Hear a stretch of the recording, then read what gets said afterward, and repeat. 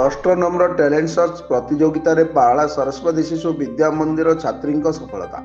गजपति जिला पालाखेमुंडी सरस्वती शिशु विद्या मंदिर नवम श्रेणी छात्री साईश्री पंडित भुवनेश्वर स्थित पठाणी सामंत प्लानेटोरियम ठारे टाटा स्टील द्वारा अनुष्ठित होइतिबा यंग अष्टनम्र टैलेंट सर्च प्रतियोगिता रे अंशग्रहण करी ओडिशार 60 जन प्रतियोगी मध्यरु चयनित होई श्रेष्ठ 30 जनक मध्य स्थान पाइछन्ति।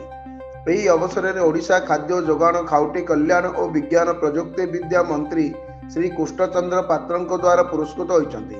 ଏହି ପରିପ୍ରେକ୍ଷୀରେ ବେଙ୍ଗାଲୁରୁ ସ୍ଥିତ ଇସ୍ରୋ ମହାକାଶ ବିଜ୍ଞାନ କେନ୍ଦ୍ର ଭ୍ରମଣ କରିବା ପାଇଁ ଯୋଗ୍ୟତା ହାସଲ କରି ବିଦ୍ୟାଳୟ ପାଇଁ ଗୌରବ ଅର୍ଜନ କରିଛନ୍ତି। ତାଙ୍କର ଏହି ବିରଳ ସଫଳତାରେ ବିଦ୍ୟାଳୟର ଆନନ୍ଦ ଲହରୀ ଖେଳି ଯାଇଛି।